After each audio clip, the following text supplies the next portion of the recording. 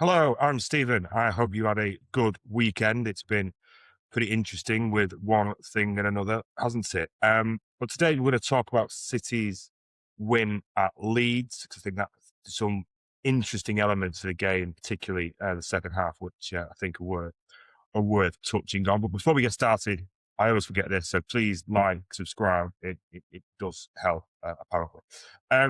Okay, well, first, before we talk about the Leeds game, I just want to talk about a few other bits and pieces that happened over the weekend in the Premier League. And I don't know about you, but I watched Match of the Day on Saturday night, and the Burnley versus Brentford game was brilliant, brilliant. It's all good fun.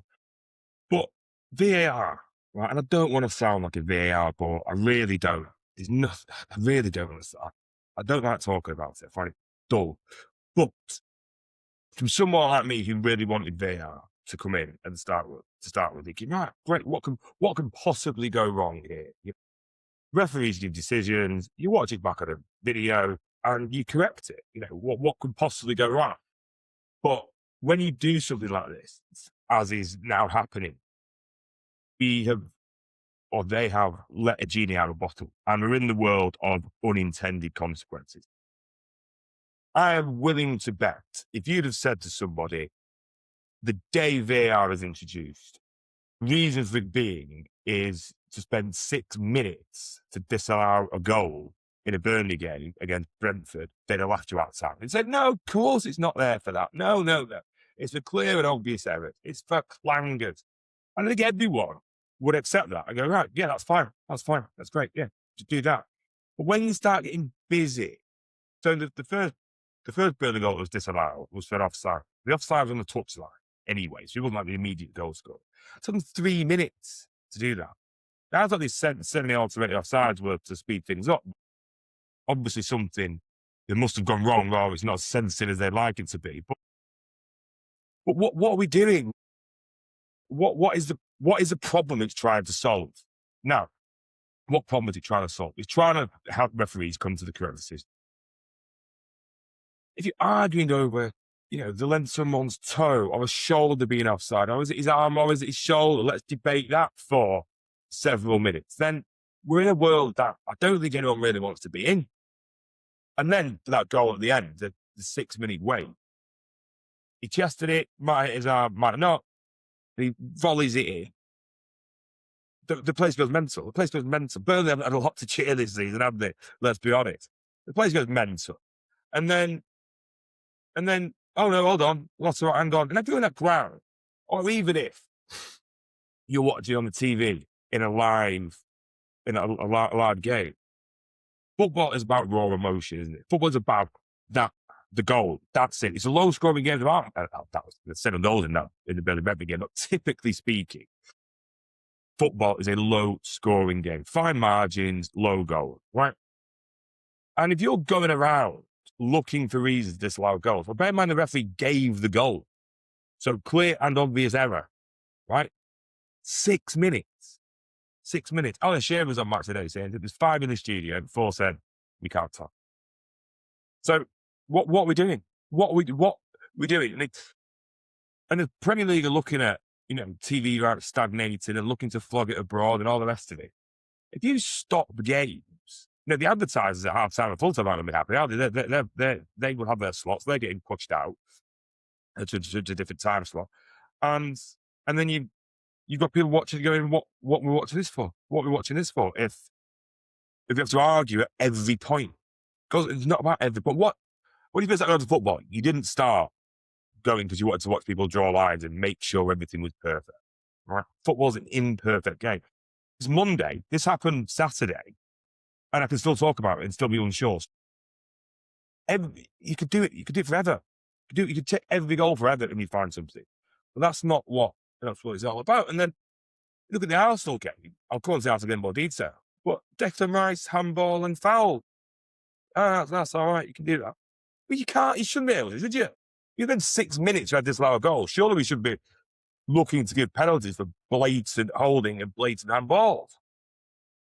Seemingly not. And that's part of the frustration. And I know pre-VAR managers and players moaned every referee decision, moaned every live decision. They're still doing that now anyway.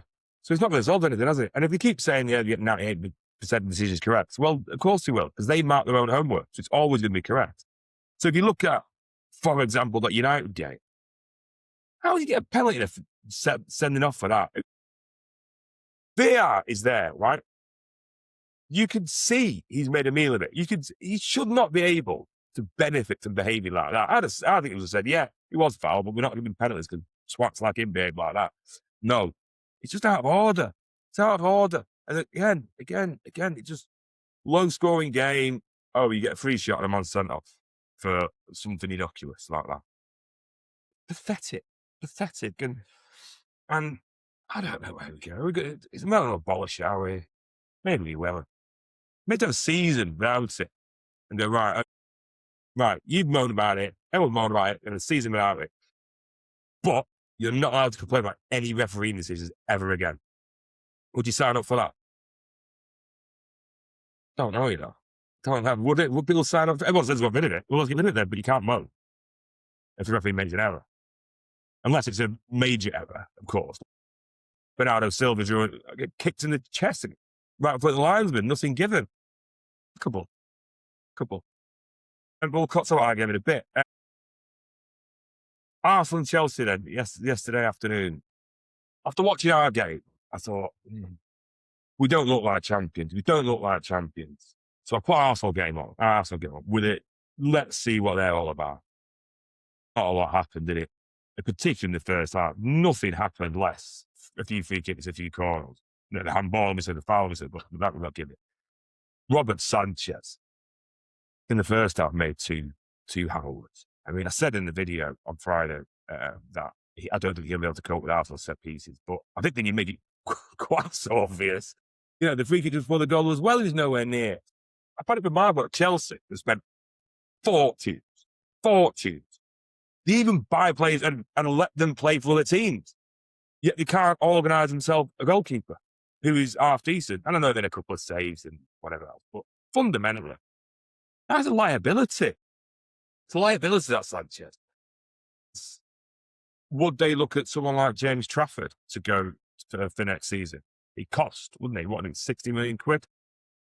But he's English, so that'll help them if they need a quota. He's young, so it fits their model. And he's better than him, isn't he? You know, that guy's a clown. I don't know how they've come this far without him, without replacing him. I just find it utterly absurd that you can go into a season, essentially a manager playing with a handicap. You know, I saw the senior after the game talking, and the guy tries to stay calm and articulate, but he's doing his not. Idiot Pedro Neto got sent off, and then he was complaining after. I don't know what he's complaining about. Potty, these people. And the keeper letting him down. What can you do as the manager? But the second half, I thought Chelsea were pretty good. They're pretty good. And there's a point of things on 60 minutes where Arsenal had the ball. It was 1-1 at this stage. And the ground was getting very, very iffy. Very, very tetchy. Very, very twitchy. Going, Arsenal playing it really slowly. The fans wanted more. Players were a bit nervous. Lo and behold, a couple of minutes later, I cut some corners and free kicks, and get a man sent off, and the game should have been over from Arsenal's perspective. But even then, Arsenal didn't really put their foot down. So if it was 11 versus 11, anything could have happened really. But Chelsea, the first half, we could say the first half when let it drift by. I said at half time, I was saying Chelsea. I was looking for words, and what I just came up with was if they had better players, they'd be fun. And I think there's something in that, because I think their strategy is fine. Some of their players are just lacking. And then they brought on Delap and Garnacho. Delap trying to run cross the ball to Garnacho. Takes 100 touches and nothing comes of it. And Garnacho was pulling on nothing with it anyway. You've got to knock it wide. You've got to knock it across the bottom of it. Yes, Chelsea, so many red cards, haven't they? So many red cards. Going to cost them what the point finished 4th or 5th anyway, so it probably won't really matter in the grand scheme of things. But can Arsenal win the league playing like that? I was against Spurs, and I thought it looked good against Spurs. But Spurs lost at Fulham, and Spurs are terrible. So maybe that's not particularly good gauge. But can you win can you corner kick your way to the league? It looks like they might do, but it's a high wire act, from a manager. Anti-football is only acceptable to a fan base if it delivers. So, Arsenal to win the Champions League? I don't think so. I don't think it's going to be near enough at home place to win the Champions League. And those referees are. Surely European referees aren't going to put away that shit. And that would be handball that would definitely mind the Champions League. Yeah, handball's for anything in the Champions League. So they'd be in trouble there. But if you want to play seemingly just on set pieces, because they didn't really create much, did they? Really? I wasn't watching that thinking they're going to score in it. Like when we played Liverpool and they'd be 0-0 or 1-1 against someone, you're thinking, there's loads of them who can score. Salah, Mane, Firmino, whoever else it was, you're thinking the pressure is going to tell it and something's going to happen. That was not the case yesterday. It was just corner, free kick. Can that get you over the line to win the Premier League? Listen, if they do it, they won't give a monkey's run. They won't care. They'll be fine. If they don't do it, they'll be jumping up and down like lunatics. I mean, you only have to see the reaction after the Wolves game. They thought it was all over. Obviously, that's all hammed up for YouTube. But they're a funny bunch, aren't they, I think? But I think they're well within their rights if they don't win the league this year to question the manager, because the money they've spent, the players they've got, they should be doing it better, shouldn't they?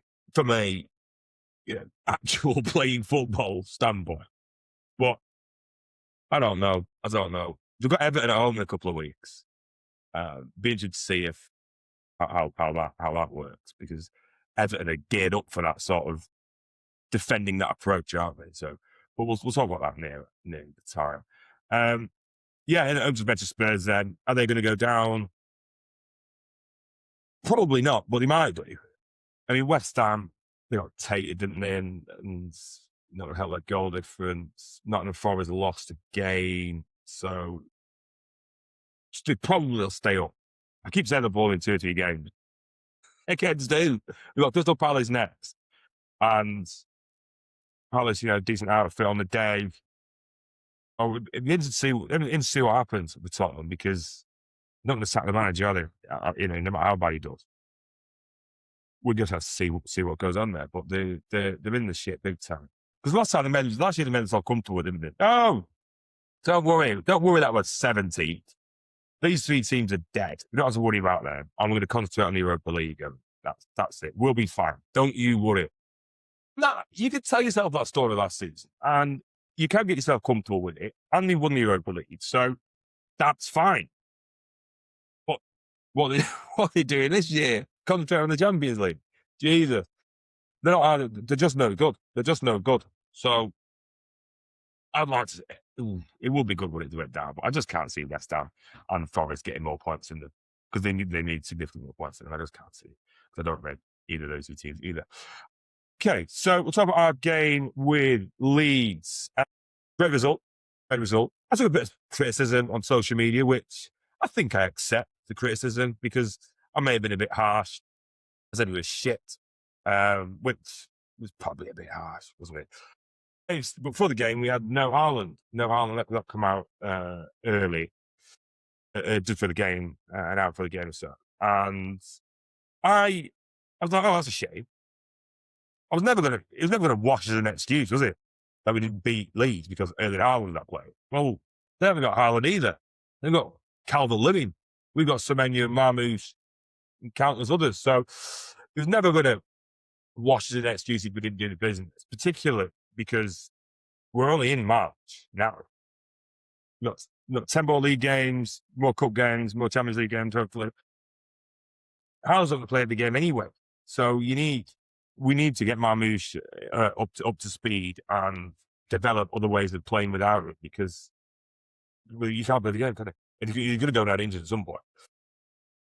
Yeah, so whilst it was a little bit of a concern that he wasn't playing, it was not the end of the world, is it? It should have been the end of the world. And it wasn't the end of the world. And apparently he's fine and he'll be back for Wednesday, which again, he's Forest at home. I wouldn't be rushing him back. Marmoush should and he's good enough to play as Nottingham Forest at home. They'd win the championship next season. So I wouldn't worry too much about whether Haaland's back for that or not. I'd rather get fully fit rather than try and fiddle it. But broadly after that, the team I thought was happy, picked itself. I didn't see Kusanov playing. I thought with Diaz, given his skills experience, which we'll come on to shortly. But I thought the first 25 minutes or so were really bad. Really bad. The way we get the ball away, the passing was sloppy, too slow, or to the wrong foot. It just gave them encouragement. And whilst they did have some chances, Leeds, I think the Anderson one would have been offside, and the Calvert-Lewin one was obviously a foul on Matt Gahey in the middle. So their two big chances probably wouldn't have counted. But nevertheless, I did think we gave them encouragement. And I just wanted what Jordan Lee said on Sunday Sunderland, apparently, saying the difference between Arsenal and City is obvious because Arsenal won 4-0 then, City only won 1-0. What sort of childish analysis is that?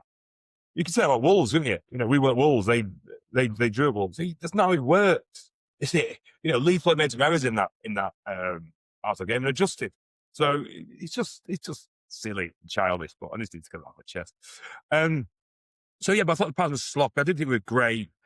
And I put Blue Sky at half time. This smells of United away. I just thought we're just not at the races. We're not doing what we need to be doing. But after 25 minutes or so, I thought we were good. I thought with Bernardo and Roger dropping into the penalty area to pick the ball off Donnarumma, I thought that was interesting, particularly given Pep's comments the other week saying it's not Donnarumma's fault, it's everybody else's fault. It's not even his fault. Like, he's not the one who can't kick, it's everyone else. Which there may be some truth in it. I expected like somewhere in the middle. But giving Bernardo and Rodri now to drop deep and pick the ball and carry out there, I thought, well, that was an interesting strategy. But after that, I thought we grew into the game. Cherky, obviously, and the pass for Abe Nora. He had one, I think, one plus just before that when no one was there. But yeah, I thought that the goal was excellent, just what we needed. Because let's be honest, Semenyo didn't fuck all hard, did he really? Pops up with a goal, and goals change games, don't they? I know that's a silly thing to say, and everyone says it, but you go into that game 0-0. That we have to expose ourselves in the second half, try and open up and try and create chances. But that goal gave us the opportunity to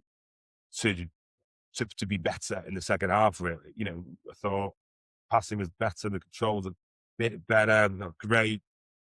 Although we could have had other goals, didn't we? That Marmoush chance at the back post after Diaz in sort of miss kick shot come cross, I think, and that Mark Gay header, which I thought was brilliantly saved by the keeper. So he could have been more comfortable, but then it was back to all, wasn't it? While they were kitchen sinking it, and that was Diaz in his element. But Diaz and Mark Gay were superb. The box defending, heading, clearing it. Diaz was like the Portuguese Richard Dunn, less the own goals. He had headed everything, but showed his leadership and experience there. So that's what you get from him. We go back to that Newcastle game last week. Diaz gets done for pace, but has to come off. There was no danger of that in this game. It was a case of just stand in the box and head things away. I thought it was superb. I thought he was poor in the first half when he's passing and when we're trying to build up. But again, that wasn't the case in the second half, was it? So I thought he was excellent. And yeah, so Marmoush, how did he get on? He tried, didn't he? He went around a bit rusty, maybe should have scored, but did all right. It could be anything. There wasn't many combinations between him and Semenyo, was there? I think the first had to play together in front as just the two of them. Maybe that's something to work on. I thought the subs were a bit odd. I did. I thought the subs were a bit odd. Well, O'Reilly goes off injured. The next cab off the rank, in my view, would either be Nathan Gonzalez, defensive midfielder, sort of tall, strong enough, decent enough passer, or maybe Foden if we're going to be more attacking. But no, I thought Nathan Gonzalez was going to come on. He didn't. Reinders come on. And then, I was there before that, I can't remember. Marmoush came off for Savio. I think when you're Leeds away and you wind up with Savio and Reinders on the pitch, it's not a great place to be, because I don't think either of them particularly have the skill set required for that game. However, I thought they both did all right in the end. They ran around a bit, did enough, got the way. Savio's on for 20 minutes, 3 touches, 1 yellow card. I mean, the yellow card was the best thing he did. Was the best thing he did. I mean, he really needs to make that foul, and he did. Listen, they're over the winning side. If you want to listen to me slag Savio and Reinders off, there's plenty of other videos of me doing that. So I'm not going to do that today. But they didn't strike us away with home players there. But we got over the line. No Foden. Foden go off the bench. Lazard didn't go off the bench. Yeah, I don't know. Maybe they'll just play midweek and we're not anything to worry about. Yeah, I think they need to get back on the team, don't they? They need to get back on the team, particularly now O'Reilly's probably going to be injured, isn't he? Yeah, it's Forest in particular, maybe Newcastle as well. So I'll have to see how that goes. But overall, it's a good win, wasn't it? Good win. And if we win the league, everyone will forget that game. If we don't, we can always look back and say, well, yeah, the side were quite in control as we have been in previous seasons. I'm judging City's performances off the performances of Will Player of the Year, Rodri, Kevin De Bruyne, Flying Phil Foden. You know, maybe my expectations are a little bit higher than they should be, because we're not competing against City of 2 years ago. We're not competing against Liverpool of 2019, whatever it was. Competing against history. We're competing against what's in front of us now. And what's in front of us now is a City team that is very, very good, in my view, with some flaws, against an Arsenal team that is 5 years in the making, but still doesn't look really any better than us, really. They looked good yesterday, didn't they? So it's all to play for. We're not getting in hand. We're 2 points behind them. And I think that's fine. So where does it leave us overall? Well, our next 2 games are Forest at home and West Ham away. It's got to be 6 points, isn't it? Simple as that. You know, get 6 points out of them. Arsenal have got Brighton away and Everton at home in the league. I know there's a gap because of the cup. There's obviously Champions League games in there, so that might affect fatigue, injuries, etc. The reality is, we've got 2 games that we should win. Forest at home, West Ham away. And they've got Brighton away and Everton at home. And Brighton's not the easiest place in the world to go, is it? Everton, had a great result against Forest, and, horrible, aren't they? So you never know. But I think it's up to us. Win those 2 games, and then and then take it from there. Because listen, if you don't beat Forest at home, all bets are off. Forget it, right? But I'm expecting us to bury them. Same with West Ham away. So I think we should be okay on that front. But other than that, I think it's been a good weekend, hasn't it? 1-0 away from home. Good professional winners, they'd say. But a couple of 1-0 chances goes in, Leeds have, and it's a totally different story, isn't it? But like I said, it's fine margins, low scoring games. We won, thank you very much, and I'll move on to the next game. And talking about the next game, I'll be back with a preview of the Forest game, probably that Wednesday morning, so it'll be out there for some pre-game listening, and then we'll see what happens over that game, because then we've got Forest, Newcastle away in the cup, so we'll see what happens. Yeah, but please, we'll leave it there. Please like, subscribe, leave a comment below. I thought we were okay. Maybe not shit like I said on Saturday night, but I thought we were all right overall. There was still some problems there in my view, but listen, we kept a clean sheet and we did the dirty work in the second half. So all the best. So good. So we'll leave it there. Onwards and upwards, and I'll see you before the Forest game. Take care.